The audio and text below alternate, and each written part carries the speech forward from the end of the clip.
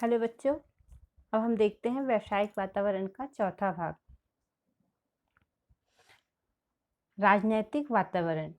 किसी भी देश की राजनीति वहाँ की व्यावसायिक वातावरण को काफ़ी मात्रा में प्रभावित करती है, क्योंकि देश की समस्त व्यवस्था, बागडोर, संचालन, नीति निर्माण, योजनाएं, जन कल्याण आदि से संबंधित समस्त बातें राजनीति पर ही निर्भर होती है।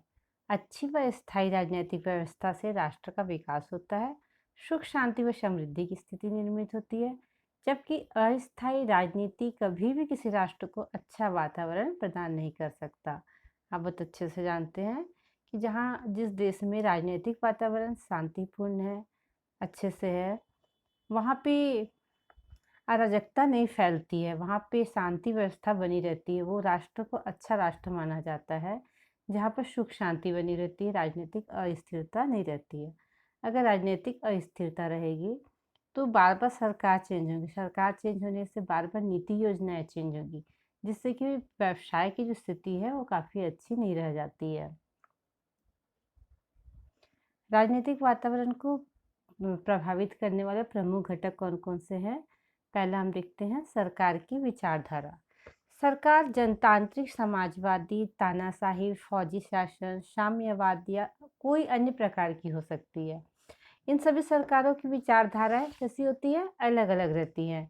इन सरकारों की विभिन्न विचारधाराएं वहाँ के आर्थिक एवं व्यावसायिक वातावरण को प्रभावित करती है। हमारे देश में किस तरह का विचारधारा वाली सरकार? हमारी जो विचारधारा प्रजातांत्रिक है, जनतांत्रिक है, लेकिन कहीं कहीं पे तानाशाही, फौजी शासन होता है। वहाँ का जो शासन व्यवस्था रहता है, वहाँ की शासन व्यवस्था के अनुरूप होता है, तो वहाँ की जो व्यावसायिक स्थिति है, राजनीतिक व्यावसायिक स्थिति है, उससे काफ़ी हद तक प्रभावित होती है। दूसरा पॉइंट हम देखते हैं सरकार की नीतियाँ। सरकार की नीतियाँ उनकी विचारधारा के अनुरूप होती हैं।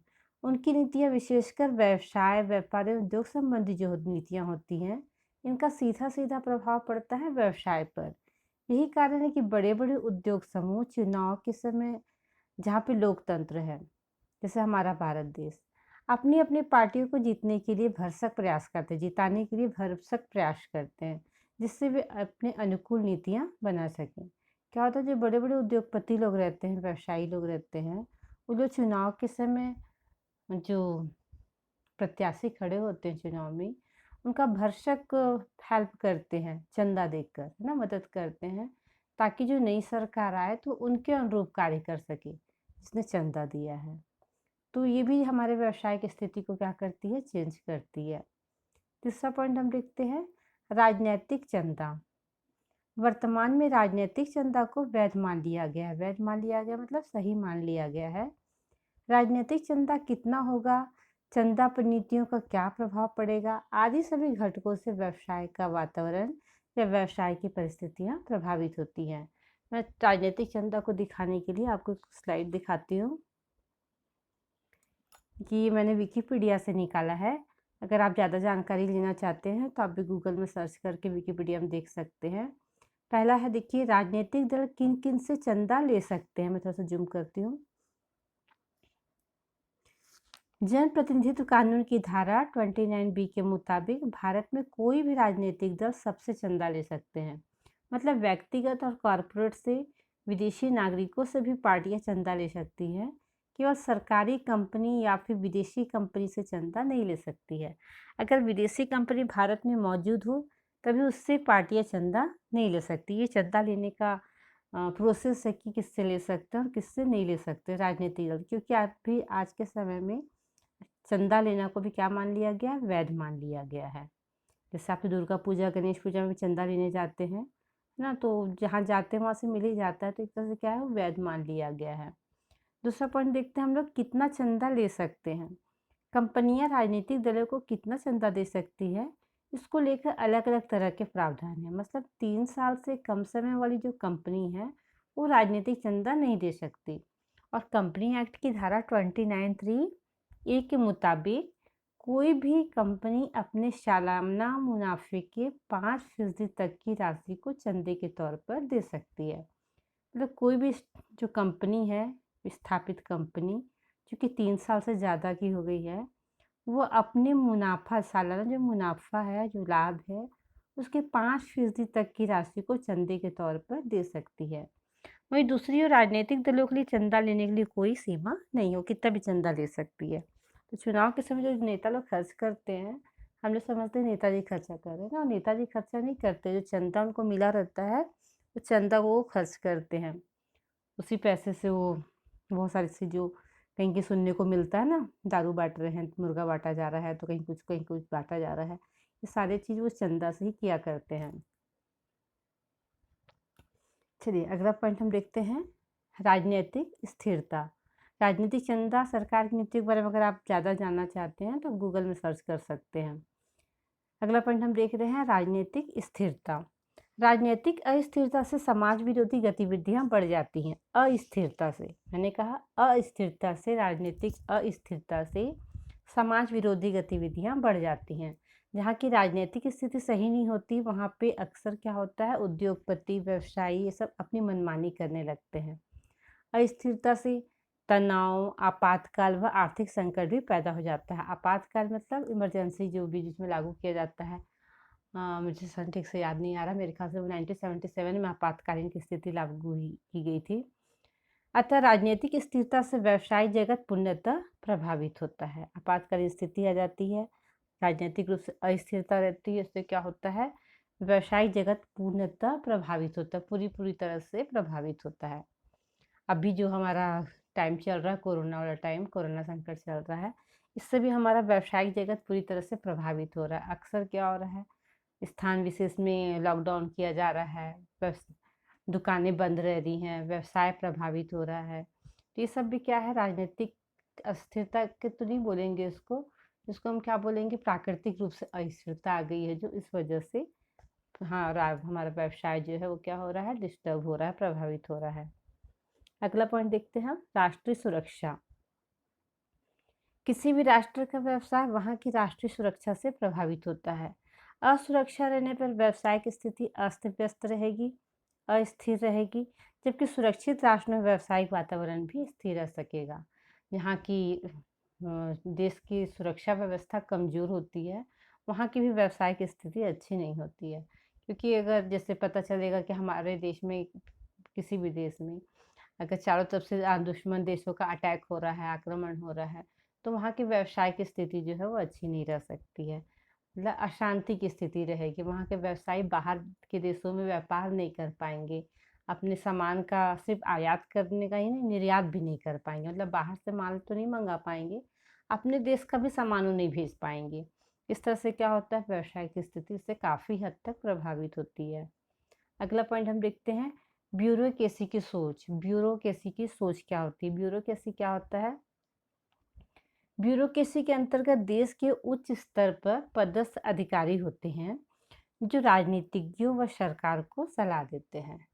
जो हमारे देश के राजनीतिज्ञ हैं, सलाहकार हैं, मतलब देश के बड़े क्या बोलना चाहिए, सरकार हैं जो, इनको सलाह देने के लिए ब्यूरोक्रेसी की गठन की जाती है, जो कि आईएएस अधिकारी टाइप के लोग होते हैं, जो सरकार को क्या करते हैं, सलाह देते हैं। जैसे हमारे पीएम मोदी जी हैं, तो उनको अगर कुछ करना है, नोटबंदी वाला कार्य किया उन्होंने, अभी लॉकडाउन का कार्य किया उन्होंने, तो ऐसा नहीं कि उनकी खुद की सोच एक बार आई और उन्होंने कर दिया। उसके पहले उन्होंने क्या किया होगा, जो उनका ब्यूरोक्रेसी होगा उनसे सलाह मशवरा किए होंगे, चर्चा किए होंगे। उसके बाद जब फाइनल हुआ होगा कि हाँ, रात के 12 बजे से लॉकडाउन किया जाएगा, तो फिर उस लॉकडाउन का घोषणा किया गया होगा। नोटबंदी का भी इसी तरह हुआ होगा, पहले चर्चा की गई होगी, चर्चा के बाद उससे घोषणा किया गया होगा उसका। तो ये क्या होता है, ब्यूरोक्रेसी जो होते हैं, वो उच्च स्तर के पदस्थ अधिकारी होते हैं, जो सरकार और राजनीतियों को सलाह देने का कार्य करते हैं। इनका स्वभाव जैसा होगा वैसा ही राजनीति भी उसी ओर झुकने लगेगी। मतलब ये जिस तरह का सलाह देगा, ब्यूरोक्रेसी वाला जो ग्रुप होगा, जिस तरह का सलाह देंगे, उसी तरह हमारा मतलब उसी का स्वभाव हो जाएगा राजनीति का, उसी तरह की सोच के साथ राजनीति चलने लगेगी। क्योंकि उच्च स्तरीय अधिकारी जो होते हैं, वो स्थायी व दीर्घकाल तक कार्य करते हैं। सरकार तो 5-5 साल में बदल जाती है, लेकिन ये जो ब्यूरोक्रेसी के अधिकारी होते हैं, वो लंबे समय तक कार्य करते रहते हैं। अतः राजनेता जो होते हैं, इनकी बातों को पूर्णतः नकार नहीं पाते, मतलब इनकी बातों को वो मानते हैं। अतः इन उच्च स्तरीय अवसरों का व्यापार जगत पर परिस्थितियों के अनुकूल प्रभाव पड़ता है। मतलब इनकी सलाह के हिसाब से व्यवसाय पर प्रभाव पड़ता है। अगर इनका सलाह व्यवसाय के हित में है तो वो अच्छा है, अगर व्यवसाय के पक्ष में नहीं है तो व्यवसाय के लिए वो सही नहीं है। अगला पॉइंट हम देखते हैं विदेश नीति। विदेश नीति किसी देश की विदेश नीति वहाँ के व्यावसायिक वातावरण को काफ़ी हद तक प्रभावित करती है। क्योंकि अब कौन-सा समय आ गया है, भूमंडलीकरण का, ग्लोबलाइज़ेशन का समय आ गया है। इसके कारण हमारा व्यवसाय अंतर्राष्ट्रीय हो गया है। अगर हमारे देश में इस तरह के प्रतिबंध लगा दिए जाएँ कि नहीं, हम ग्लोबलाइज़ेशन को नहीं मानेंगे, हमारा व्यवसाय सिर्फ़ अपने ही देश में होना चाहिए, तो हमारा व्यवसाय उससे काफ़ी हद तक प्रभावित होगा। अगर हमारी विदेश नीति कुछ इस तरह की है कि नहीं, हम देश-विदेश में कहीं भी अपना व्यापार कर सकते हैं, तो वहाँ पे क्या होगा, व्यापार बढ़ेगा, है ना? व्यापार का विस्तार होगा। लास्ट पॉइंट हम देखते हैं राष्ट्रीय संविधान। संविधान में बनाए गए कानून व नियम प्रायः दीर्घकाल तक अपरिवर्तित रहते हैं। जो संविधान जो कानून बनाए जाते हैं वो कैसे रहते हैं, लंबे समय तक अपरिवर्तित रहते हैं, बदलते नहीं हैं। यदि वहाँ की राजनीतिक स्थिति उत्तम है, अगर राजनीतिक स्थिति ठीक ठाक है तो वहाँ पे जो संविधान बनाया जाता है वो बार बार बदलता नहीं है, लंबे समय तक रहता है और संविधान से छेड़छाड़ नहीं किया जाता। या बार बार संविधान बदले जाने पर राजनीतिक स्थितियाँ बदलते रहने से व्यावसायिक परिस्थितियाँ भी बदलती रहेगी। अगर बार बार संविधान का छेड़छाड़ किया जाए, संविधान में जो नियम नीति बनाए गए हैं उनको बार बार बदला जाए, तो ये क्या होगा, इससे राजनीतिक परिस्थितियाँ भी बदलने लगेगी और व्यावसायिक परिस्थितियाँ भी बदलते रहेंगी। क्योंकि ऐसा ज़्यादा होता नहीं है, संविधान में ज़्यादा चेंजिंग नहीं किया जाता है। बहुत ज़्यादा ज़रूरी पड़ने पे उसे विधेयक द्वारा पारित किया जाता है, तब जाके कहीं उसमें चेंजिंग आता है। तो इन राजनीतिक वातावरण के प्रमुख घटक को हम एक बार और देख लेते हैं। पहला है सरकार की विचारधारा। सरकार जनतांत्रिक, समाजवादी, तानाशाही, फौजी शासन, साम्यवाद या कोई अन्य प्रकार की हो सकती है। इन सभी सरकारों की विचारधारा अलग-अलग रहती है। इन सरकारों की विभिन्न विचारधाराएं वहाँ के आर्थिक एवं व्यावसायिक वातावरण को प्रभावित करती हैं। दूसरा पॉइंट देखते हैं सरकार की नीतियाँ। सरकार की नीतियाँ उनकी विचारधारा के अनुरूप होती हैं। उनकी नीतियाँ विशेषकर व्यवसाय, व्यापार एवं उद्योग संबंधी नीतियों का सीधा प्रभाव हमारे व्यवसाय पर पड़ता है। यही कारण है कि बड़े-बड़े उद्योग समूह चुनाव के समय, यहाँ पर लोकतंत्र है जैसे हमारा भारत, अपनी-अपनी पार्टियों को जिताने के लिए भरसक प्रयास करते हैं, जिससे वे अपने अनुकूल नीतियाँ बना सकें। अगर उनकी पार्टी जीतेगी तो उनके अनुरूप जो है पार्टी सरकार आएगी, वो नीतियाँ बनाएगी। ये ऐसा विश्वास करते हुए ये लोग क्या करते हैं, बहुत ज़्यादा मात्रा में चंदा देते हैं। अगला देखते हैं हम लोग राजनैतिक चंदा। वर्तमान में राजनीतिक चंदा को वैध मान लिया गया है। राजनीतिक चंदा कितना होगा, चंदा पर नीतियों का क्या प्रभाव पड़ेगा, आदि सभी घटकों से व्यवसाय का वातावरण या व्यवसाय की परिस्थितियां प्रभावित होती हैं। चौथा पॉइंट देखते हैं राजनीतिक स्थिरता। राजनीतिक अस्थिरता से समाज विरोधी गतिविधियां बढ़ जाती है। व्यवसायी व उद्योगपति अपने मनमानी करने लगते हैं। अस्थिरता से तनाव, आपातकाल व आर्थिक संकट भी पैदा हो जाता है। अतः राजनीतिक स्थिरता से व्यवसायिक जगत पूर्णतः प्रभावित होता है। पांचवा पॉइंट देखिए राष्ट्रीय सुरक्षा। किसी भी राष्ट्र का व्यवसाय वहाँ की राष्ट्रीय सुरक्षा से प्रभावित होता है। असुरक्षा रहने पर व्यवसाय की स्थिति अस्त व्यस्त व अस्थिर रहेगी, जबकि सुरक्षित राष्ट्र में व्यावसायिक वातावरण भी स्थिर रहेगा। ब्यूरोक्रेसी की सोच क्या होती है देखते हैं। ब्यूरोक्रेसी के अंतर्गत देश के उच्च स्तर पर पदस्थ अधिकारी होते हैं जो राजनीतिज्ञों व सरकार को सलाह देते हैं। इनका स्वभाव जैसा होगा, राजनीति भी उसी ओर झुकने लगती है। चूंकि ये उच्च स्तरीय अधिकारी स्थायी व दीर्घकाल तक कार्य करते हैं, अतः राजनेता भी इनकी बातों को पूर्णतः नकार नहीं पाते। अतः इन उच्च स्तरीय अफसरों का व्यापार जगत की परिस्थितियों पर अनुकूल प्रभाव पड़ता है। सातवां पॉइंट देखिए विदेश नीति। किसी देश की विदेश नीति भी वहाँ के व्यावसायिक वातावरण को प्रभावित करती है, क्योंकि यह भूमंडलीकरण, ग्लोबलाइजेशन का समय आ गया है। इसके कारण व्यवसाय क्या हो चुका है, अंतर्राष्ट्रीय हो चुका है। लास्ट पॉइंट देखिए, राष्ट्रीय संविधान। संविधान में बनाए गए कानून व नियम प्रायः दीर्घकालीन व अपरिवर्तित रहते हैं, लंबे समय तक चलते हैं। संविधान के जो कानून व नियम बनाए गए रहते हैं, यदि वहाँ की राजनीतिक स्थिति उत्तम है और संविधान से छेड़छाड़ नहीं किया जाता, या बार बार संविधान बदले जाने पर राजनीतिक परिस्थितियां बदलते रहने से व्यावसायिक परिस्थितियां भी बदलती रहती हैं। इस तरह हम देखते हैं राजनीतिक वातावरण को प्रभावित करने वाले ये 6-7 क्या है घटक हैं जो कि राजनीतिक वातावरण को प्रभावित करते हैं। इससे व्यवसाय भी हमारा प्रभावित होता है।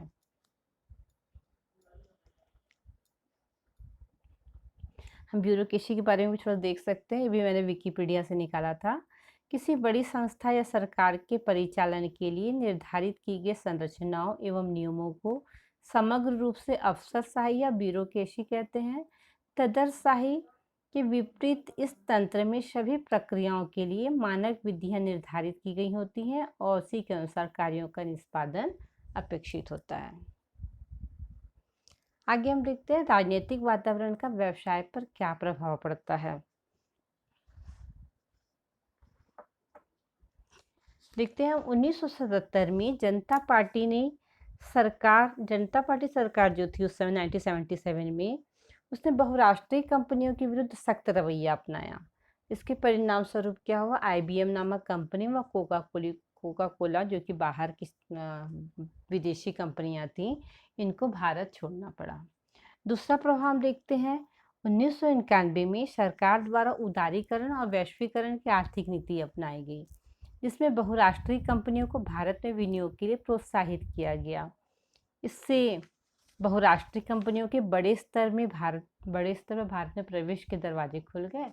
परिणाम स्वरूप कोका कोला ने भारतीय बाजार में फिर से प्रवेश कर लिया। अभी आप देखते हैं कोका कोला बाजार में मिलने लगा है।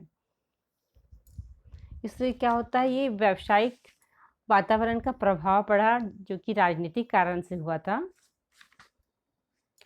कोका कोला को एक बार 1977 में छोड़ना पड़ा भारत, और फिर 1991 में उसे फिर से भारत आने का मौका मिला, और अभी भी वो वर्तमान में भी कोका कोला हमारे भारत में बिक रहा है। इसका एक और प्रभाव देखते हैं हम राजनीतिक स्तर का। राजनीतिक रुचि के कारण हैदराबाद को साइबराबाद कहा जाने लगा। हैदराबाद को क्या कहा जाने लगा, साइबराबाद, क्योंकि वह सूचना तकनीक है ना, सूचना तकनीक और IT का केंद्र बना। वहाँ हैदराबाद में ज़्यादातर IT सेंटर बने हुए हैं, अभी भी बहुत सारे वहाँ पे IT कंपनियाँ स्थापित हैं। इस कारण से हैदराबाद को IT सेंटर होने के कारण सूचना तकनीकी इंफॉर्मेशन टेक्नोलॉजी का केंद्र माने जाने के कारण हैदराबाद को क्या कहा जाने लगा, साइबराबाद कहा जाने लगा। वो फिर से बता देती हूँ मैं इसको। राजनीतिक रुचि के कारण ही हैदराबाद को साइबराबाद कहा जाने लगा, अर्थात सूचना तकनीकी IT का केंद्र माना जाने लगा। परिणाम स्वरूप क्या हुआ, अनेक IT कंपनियां वहाँ पे स्थापित की गई, वहाँ पर हैदराबाद में। चलिए आगे हम देखते हैं अब वैधानिक वातावरण क्या होता है। वैधानिक वातावरण का अभिप्राय सरकार द्वारा पारित सभी अधिनियमों, देश में केंद्रीय, राज्य व स्थानीय स्तर पर नियुक्त विभिन्न आयोगों व एजेंसियों के निर्णयों तथा न्यायालयों के फैसले से है।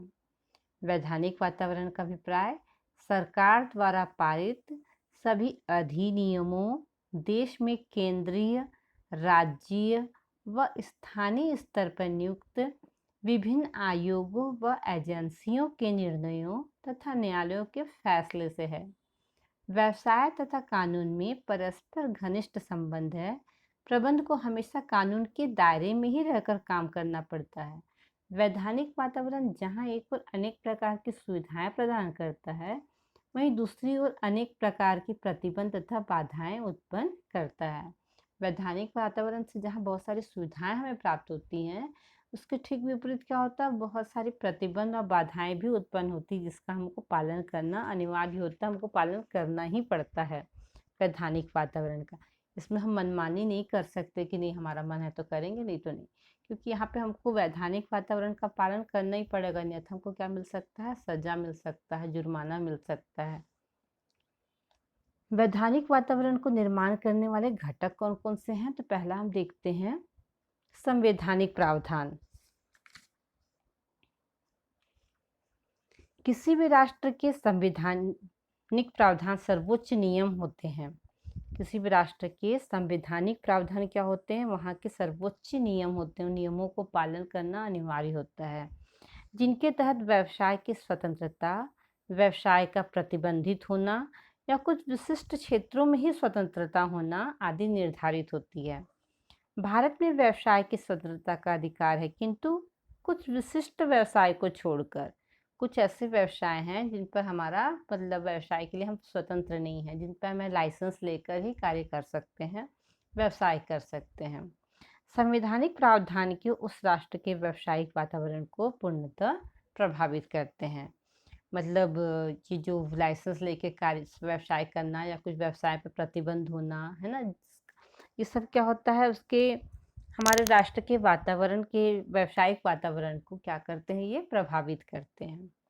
दूसरा पॉइंट देखिए, व्यापारिक संनियम। व्यापार को संचालित करने व नियंत्रित रखने के लिए विभिन्न नियम बनाए जाते हैं, जैसे वस्तु विक्रयण बंद, साझेदारी अनुबंध, कंपनी अधिनियम, बीमा व बैंक नियमन, अनुबंध अधिनियम आदि। इन अधिनियमों का स्वभाव जैसा होगा वैसा ही वातावरण बनेगा व व्यवसाय को उसी के अनुरूप कार्य करना पड़ेगा। मतलब व्यवसाय में भी क्या होता है, कुछ नियमों को, जैसे हमारे स्कूल का नियम होता है ना, स्कूल का नियम होता है, घर का नियम होता है, समाज का नियम होता है, वैसे व्यवसाय का भी कुछ संनियम होते हैं, व्यवसाय के भी कुछ नियम होते हैं। ये नियम कौन कौन से हैं? वस्तु विक्रय अनुबंध नियम, साझेदारी अनुबंध, कंपनी अधिनियम, बीमा व बैंक नियमन, अनुबंध अधिनियम आदि। तो इन नियमों के अनुसार भी व्यवसाय होता है और उसका भी हमारे व्यवसाय पर प्रभाव पड़ता है। तीसरा पॉइंट देखते हैं, आर्थिक संनियम। इसके अंतर्गत प्रतिभूति अधिनियम, उपभोक्ता संरक्षण अधिनियम, विदेशी विनिमय प्रबंध अधिनियम, आवश्यक वस्तु अधिनियम, काला बाजार निरोधक अधिनियम आदि आते हैं। थोड़ा सा नाम कठिन है, थोड़ा सा नाम याद करने के लिए थोड़ा सा मेहनत करना पड़ेगा। फिर से सुन लीजिए, आर्थिक अधिनियम में क्या क्या है। इसके अंतर्गत प्रतिभूति नियमन, मतलब प्रतिभूति अधिनियम, उपभोक्ता संरक्षण अधिनियम। उपभोक्ता संरक्षण के बारे में आपका आगे एक चैप्टर है जिसमें आप बहुत अच्छे से उपभोक्ता संरक्षण अधिनियम के बारे में पढ़ेंगे। विदेशी विनिमय प्रबंध अधिनियम, आवश्यक वस्तु अधिनियम, काला बाजार निरोधक अधिनियम आदि आते हैं। इन संनियमों के अनुसार ही व्यवसाय की आर्थिक क्रियाएं संपादित होंगी। मतलब इन नियमों का पालन करना भी क्या है, जरूरी है। ये भी हमारे वैधानिक वातावरण है जो कि हमारे व्यवसाय को प्रभावित करते हैं। अगला पॉइंट देखिए, कर नीतियां। कर मतलब टैक्स नीतियां। प्रत्यक्ष व अप्रत्यक्ष कर की दरें व्यवसायिक व्यवस्था को आर्थिक रूप से प्रभावित करती हैं। वही कर जो सामने सामने हमसे वसूल किया जाता है प्रत्यक्ष कर होते हैं, और जो इनडायरेक्टली वसूल होता है वो क्या होता है, अप्रत्यक्ष कर होता है। तो ये जो कर होते हैं ये भी हमारे व्यवसायिक व्यवस्था को आर्थिक रूप से प्रभावित करते हैं। अगला देखते हैं हम लोग, आर्थिक नीतियाँ। सरकार की आर्थिक नीतियाँ जैसे औद्योगिक नीति, मुद्रा नीति, आयात निर्यात नीति, सार्वजनिक विपक्षी नीति, कृषि नीति आदि का सीधा प्रभाव व्यवसाय पर पड़ता है। इन सभी की क्रियाओं से व्यवसायिक वातावरण प्रभावित होते हैं। बहुत सारी नीतियां हैं, इसको पढ़ते समय थोड़ा सा आपको नीतियां याद करना पड़ेगा।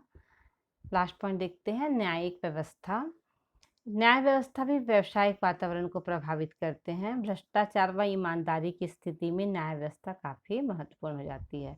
जहाँ पे भ्रष्टाचार होगा, ईमानदारी की स्थिति नहीं होगी, वहाँ पे न्याय मतलब कोर्ट में जाना पड़ेगा। वो भी हमारे व्यवसाय को क्या करते हैं, प्रभावित करते हैं। ये सब आप उपभोक्ता संरक्षण अधिनियम जब पढ़ेंगे तो आपको क्लियर होते जाएगा कि किस तरह से उपभोक्ता वो केस कर सकते हैं, है ना? तो एक बार फिर से उसको देख लेते हैं, वैधानिक वातावरण को निर्माण करने वाले घटक कौन कौन से हैं। है तो बहुत आसान सा, बस आपको थोड़ा सा नियम, वो जो क्या बोलना चाहिए, कानून है, जो नियम है, अधिनियम है, उसको याद करना पड़ेगा। तो संवैधानिक प्रावधान क्या है? पहला नंबर, किसी भी राष्ट्र के संवैधानिक प्रावधान सर्वोच्च नियम होते हैं जिनके तहत व्यवसाय की स्वतंत्रता, व्यवसाय का प्रतिबंधित होना या कुछ विशिष्ट क्षेत्रों में ही स्वतंत्रता होना आदि निर्धारित होती है। भारत में व्यवसाय को स्वतंत्रता अधिकार है, किंतु कुछ विशिष्ट व्यवसाय को छोड़कर संवैधानिक प्रावधान भी उस राष्ट्र के व्यावसायिक वातावरण को पूर्णतः प्रभावित करते हैं। दूसरा देखते हैं व्यापारिक संनियम। व्यापार को संचालित करने व नियंत्रित रखने के लिए विभिन्न नियम बनाए जाते हैं, जैसे वस्तु विक्रय अनुबंध, साझेदारी अनुबंध, कंपनी अधिनियम, बीमा बैंक नियमन, अनुबंध अधिनियम आदि। इन अधिनियमों का स्वभाव जैसा होगा वैसा ही वातावरण बनेगा व वैसा ही व्यवसाय को उसके अनुरूप ही कार्य करना होगा। आर्थिक संनियम क्या है? इसके अंतर्गत प्रतिभूति अधिनियम, उपभोक्ता संरक्षण अधिनियम, विदेशी विनिमय अधिनियम, आवश्यक वस्तु अधिनियम, काला बाजार निरोधक अधिनियम आदि आते हैं। इन संनियमों के अनुसार ही व्यवसाय की आर्थिक क्रियाएं संपादित होती हैं। श्रम संनियम। श्रम संनियम श्रमिकों के जीवन स्तर व कारखाना के वातावरण को प्रभावित करते हैं, क्योंकि इससे उनको इसको पढ़ना हम लोग शायद भूल गए थे। श्रम संनियम को श्रम संनियम श्रमिकों के जीवन स्तर व कारखाना के वातावरण को प्रभावित करते हैं, क्योंकि इससे उनको प्राप्त होने वाली सुविधाएं, मजदूरी व सेवा शर्तें प्रभावित होती हैं। इस जो नियम है श्रम संनियम श्रमिकों से संबंधित होती है कि उनको जो वातावरण दिया जा रहा है, जो सुविधाएं दी जा रही, जो मजदूरी दी जा रही है, उनकी सेवा शर्तें सब इसमें इस संनियम में लिखे हुए होते हैं। इसके अंतर्गत कारखाना अधिनियम, मजदूरी भुगतान अधिनियम, क्षतिपूर्ति अधिनियम, औद्योगिक विवाद अधिनियम, भविष्य निधि अधिनियम आदि प्रमुख अधिनियम आते हैं। ये कारखाना के वातावरण को प्रभावित करते हैं।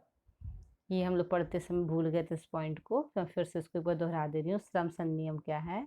श्रम संनियम श्रमिकों के जीवन स्तर व कारखाना के वातावरण को प्रभावित करते हैं, क्योंकि उससे उनको प्राप्त होने वाली सुविधाएं, मजदूरी व सेवा शर्तें प्रभावित होती हैं। मतलब जब श्रमिकों को रखा जाता है जॉब पे, काम पे, तो उनके लिए भी कुछ नियम निर्धारित किए जाते हैं, जिसमें उनकी मजदूरी, सुविधाएं, सेवा शर्तें इन सबका उल्लेख रहता है। इसके अंतर्गत कारखाना अधिनियम, मजदूरी भुगतान अधिनियम, क्षतिपूर्ति अधिनियम, औद्योगिक विवाद अधिनियम, भविष्य निधि अधिनियम आदि प्रमुख अधिनियम आते हैं। ये कारखाना के वातावरण को प्रभावित करते हैं। जहाँ पे जितनी ज़्यादा सुविधाएं मिलेगी श्रमिकों को, वहाँ का वातावरण उतना अच्छा होगा और वहाँ का व्यवसाय उतना ही अच्छे ढंग से संचालित हो पाएगा। अगर श्रमिकों को ये कह दिया जाए कि आपको किसी तरह का क्षति होता है, मतलब कारखाना में काम करते में हो सकता है उनका हाथ कट जाए, है ना, कुछ प्रॉब्लम आ जाए, तो उनको अगर क्षतिपूर्ति मिलेगा तो जाहिर बात है वो ज़्यादा निश्चिंत होकर कार्य कर पाएंगे, है ना। उनके अगर भविष्य निधि वाली बात है कि कुछ फंड में पैसा जमा होते रहेगा, और आकस्मिक निधन हो जाता है या फिर कुछ रिटायरमेंट आता है, तो उसमें भी उनका वो पैसा जो काम आएगा। सारे संनियम उनके हित में होते हैं। तो श्रम संनियम को क्या कहा जाता है? वैधानिक माना जाता है, और ये हमारे व्यवसाय को प्रभावित करते हैं। अगला पॉइंट देखिए हमने, कर नीतियाँ प्रत्यक्ष व अप्रत्यक्ष कर की तरह व्यावसायिक व्यवस्था को आर्थिक रूप से प्रभावित करते हैं। साथ ही आर्थिक नीतियाँ, सरकार की आर्थिक नीतियाँ जैसे औद्योगिक नीति, मुद्रा नीति, आयात निर्यात नीति, सार्वजनिक विपक्षी नीति, कृषि नीति आदि का सीधा प्रभाव हमारे व्यवसाय पर पड़ता है। इन सभी के क्रियान्वयन से व्यावसायिक वातावरण प्रभावित होता है। और लास्ट पॉइंट देखते हैं, न्यायिक व्यवस्था। न्यायिक व्यवस्था भी व्यावसायिक वातावरण को प्रभावित करते हैं। भ्रष्टाचार व ईमानदारी की स्थिति में न्याय व्यवस्था काफ़ी महत्वपूर्ण हो जाती है। जहाँ पे भ्रष्टाचार और ईमानदारी वाली बात आती है, वहाँ पे न्यायिक व्यवस्था काफ़ी महत्वपूर्ण हो जाती है। चलिए आगे देखते हैं, वैधानिक वातावरण का व्यवसाय पर क्या प्रभाव पड़ता है। तो आप देखते हैं, आप जानते भी होंगे इस बात को अच्छे से, नशा संबंधी उत्पाद का विज्ञापन करना पूर्णतः क्या है? प्रतिबंधित है। दूसरा, तंबाकू उत्पाद पर वैधानिक चेतावनी अनिवार्य है। सिगरेट विगरेट का पैकेट देखेंगे तो, या फिर तंबाकू जो होता है उसमें लिखा हुआ रहता है ये सेहत के लिए हानिकारक है ना। तो ये सब करना बहुत ज़रूरी है। उसके बाद भी, चेतावनी के बाद भी अगर लोग उपयोग कर रहे हैं तो ये उनके ऊपर डिपेंड करता है ना। क्योंकि वैधानिक वातावरण ये कहता है कि जो भी ये तंबाकू उत्पाद है उसमें वैधानिक चेतावनी लिखना अनिवार्य है। और एक और देखते हैं, तो नाबालिग बच्चों से होटल, प्रतिष्ठानों ये सब में कार्य कराना मना है। अगर कराया जा रहा है तो भी क्या है? वैधानिक रूप से वो गलत है। उसमें सजा, जुर्माना का प्रावधान किया जाता है। आगे देखते हैं हम लोग तकनीकी वातावरण। आज का समय क्या है? तकनीकी वातावरण का ही समय है। तकनीकी वातावरण क्या है? तकनीकी वातावरण के अंतर्गत वस्तुओं व सेवाओं को पैदा करने व व्यवसाय को चलाने की नई विधियों व आधुनिक तकनीकों के नवप्रवर्तन अथवा खोज को सम्मिलित किया जाता है। तकनीकी वातावरण में नई जो वस्तुओं व सेवाओं को पैदा करने से लेकर आधुनिक तकनीकों के नवप्रवर्तन अथवा खोज को शामिल किया जाता है। नए-नए तकनीकों का इजाद करना, उसकी खोज को उसमें शामिल किया जाता है। तकनीकी परिवर्तन ग्राहकों को कुछ नया व बेहतर प्रदान करते हैं। ये कुछ व्यवसाय के लिए खतरा पैदा करते हैं तथा कुछ को लाभ के अवसर भी प्रदान करते हैं। ये तकनीकी जो आज जो नया-नया आविष्कार होते जा रहे हैं, नए टेक्नोलॉजी आ रहे हैं, तो ग्राहक लोग को कुछ तो अच्छा भी मिल रहा है और कुछ जो पुराने बिजनेस करने वाले हैं, जो पुराने उत्पाद बेचा करते थे, उनके लिए क्या है, ये खतरा भी पैदा करते हैं। मतलब फिर उनका प्रोडक्ट जो है वो बिकना बंद हो जाता है ना, नए-नए तकनीक के कारण। इसका भी एग्जाम्पल आप लोग देखते होंगे, पहले जो चटाइयाँ मिलती थी, अब वो चटाई की जगह में क्या आने लगी, रेडीमेड चटाई ना। पहले बहुत सारे लोग छीन पत्ता, खजूर पत्ता जो बोलते हैं, खुद से चटाई बनाया करते थे। अब वो क्या नया टेक्नोलॉजी आ गया, बना बनाया चटाई मिल रहा है, बना बनाया सुविधाजनक सब चीज़ मिल रहा है, तो लोग उसको बनाने में अपना टाइम वेस्ट नहीं करते हैं ना, और सीधा सीधा क्या करते हैं, नया खरीद के वो जो बना बनाया चीज़ मिलता है उसको यूज करते हैं। तो इससे क्या होता है, जो पुराने उत्पाद हैं, जो पुराने टेक्नोलॉजी से चल रहे थे, उन लोग के लिए क्या है, ये खतरा है, और जो नया तकनीक को अपना रहा है उस लोग के लिए लाभ का अवसर है। तकनीकी वातावरण के मुख्य घटक कौन कौन से होते हैं? पहला है वस्तुओं व सेवाओं को पैदा करने की नई विधियों की खोज। पहला पॉइंट देखते हैं हम लोग, वस्तुओं व सेवाओं को पैदा करने की नई विधियों की खोज होती है इसमें। दूसरा, व्यवसाय को चलाने की नई विधियों की खोज की जाती है। तकनीक का आयात व निर्यात होता है। अगर हमारे देश में कोई नई तकनीक ईजाद हुई है, नई तकनीक बनी है, तो बाहर के लोग उसको सीखने आते हैं। अगर हम बाहर के लोग से भी हम लोग कुछ सीखते हैं, तो क्या हुआ, तकनीक का आयात व निर्यात के साथ साथ क्या होता है, वैज्ञानिक सुधार भी होता है। कई तरह की वैज्ञानिक सुधारें होती हैं तकनीकी वातावरण के कारण। तकनीकी वातावरण का हमारे व्यवसाय पर क्या प्रभाव पड़ता है? बाजार में पहले टेलीविज़न आने से पहले जो टेलीविज़न था, है ना, वो सबका नया-नया रूप आने लगा है अब। तो बाजार में टेलीविज़न आने से सिनेमा व रेडियो उद्योगों पर विपरीत प्रभाव पड़ा। पहले जो सिनेमा हॉल जाया करते थे, अब क्या सारा पिक्चर हमको कहाँ मिल जा रहा है, टेलीविज़न मिल रहा है। अब तो टेलीविज़न की भी जगह क्या आ गया है, मोबाइल आ गया है। तो टेलीविज़न भी अब सिर्फ़ शोकेस हो गया है ना, उसको सिर्फ़ टाँग के रख देते हैं। ज़्यादातर उपयोग किसका करते हैं, मोबाइल का ही करते हैं, क्योंकि मोबाइल का उपयोग करना आसान हो गया है। कहीं भी हम लोग ले जा सकते हैं उसको पकड़ के, और कहीं भी हम उसमें यूट्यूब वगैरह चला सकते हैं, गूगल सर्च कर सकते हैं, मैप देख सकते हैं, तो ज़्यादा सुविधाजनक हो गया है। इसलिए तकनीकी क्या हुआ, यहाँ पे चेंज हो गया, बाज़ार यहाँ पे चेंज हो गया। हम इसको अगर पॉइंट को चेंज करें तो हम ये बोल सकते हैं, बाज़ार में टेलीविज़न आदि आने से सिनेमा और रेडियो उद्योगों पर विपरीत प्रभाव पड़ा। मोबाइल के आने से टेलीविज़न का भी प्रभाव लगभग समाप्त हो गया। दूसरा पॉइंट देखते हैं, टाइपराइटर का स्थान कंप्यूटर, लैपटॉप इत्यादि ने ले लिया। टाइपराइटर पुराना तकनीक था, उसका स्थान कंप्यूटर व लैपटॉप ने ले लिया। इससे काम क्या होने लगा, आसानी से होने लगा और जल्दी होने लगा, समय की भी बचत होने लगी। बाजार में बनावटी धागे से बने वस्त्र आने से सूती वस्त्र उद्योग पर विपरीत प्रभाव पड़ा। अभी जो बनावटी धागे जो देखने में सुंदर दिखते हैं ना, देखने में अच्छे लगते हैं, उनके आने से सूती वस्त्र उद्योग पर विपरीत प्रभाव पड़ा। सूती वस्त्र उद्योग अच्छे ज़रूर होते हैं, लेकिन अभी जो नए-नए लुभावने-लुभावने कलर में और बहुत सुंदर-सुंदर धागे के साथ कपड़े आने लगे, तो लोग उसके प्रति ज़्यादा आकर्षित होने लगे। चौथा पॉइंट देखिए, बाजार में फोटोस्टेट मशीन को आ जाने से कार्बन पेपर व्यवसाय पर भी विपरीत प्रभाव पड़ा। पहले का जो टेक्निक था वो चेंज हो गया, तो उस पर भी व्यवसाय पर प्रभाव पड़ा। तकनीकी उन्नति के कारण घर, कार्यालय इत्यादि से इंटरनेट द्वारा रेलवे टिकट, हवाई टिकट की बुकिंग करवाना, ये क्या हो गया, सुविधाजनक होने लगा। पहले जाके हमें बहुत लंबा चौड़ा लाइन लगाना पड़ता था, तब जाके रेल का टिकट बुक होता था, और अब क्या होने लगा, हम घर बैठे अपना बुकिंग कर सकते हैं, हमारा समय भी बच रहा है, और साथ में जो एक्स्ट्रा मशक्कत करना पड़ता था, लंबी लाइन लगानी पड़ती थी, उन सारी चीज़ों से भी हमारा बचाव हो रहा है। तो ये क्या हुआ, नए तकनीकी वातावरण के आने से फ़ायदा हो रहा। लास्ट देखते हैं मतलब और भी बहुत सारे पॉइंट्स हैं, लेकिन हम कुछ कम पॉइंट पे ही बात कर रहे हैं। डिजिटल घड़ियों ने परंपरागत घड़ियों के व्यवसाय को लगभग समाप्त कर दिया। पहले जो घर घर में बड़े बड़े से घड़ी टंगे रहते, घंटा घर वाले घड़ी रहते, तो उन सबका स्थान किसने ले लिया? डिजिटल घड़ी ने ले लिया। आजकल तो मोबाइल से ही काम चल जाता है, घड़ी का भी काम मतलब घड़ी का भी रोल समाप्त हो गया है। अब ज़्यादा मतलब बहुत कम लोगों के हाथ में घड़ी देखने को मिलता है, अधिकांश लोग तो अपने मोबाइल से ही काम चला लेते हैं। ये सब भी क्या है? तकनीकी वातावरण का व्यवसाय पर प्रभाव। धीरे धीरे जो नए नए तकनीक आते जा रहे हैं, तो पुरानी जो चीज़ें थी वो हमारे प्रचलन से हटते जा रही है और नए नए चीज़ों का आविष्कार होते जा रहा है, हम उसका उपयोग ज़्यादा करने लग रहे हैं। आज बहुत इंटरेस्टिंग टॉपिक था, जो कि समाप्त हो चुका है। तो मैं आपको थैंक यू बोलती हूँ, और साथ ही अगर आपको कुछ पॉइंट्स क्लियर नहीं हुए होंगे, कुछ समझ में नहीं आया होगा, तो हमारे कमेंट बॉक्स में आप लिख सकते हैं। Thank you.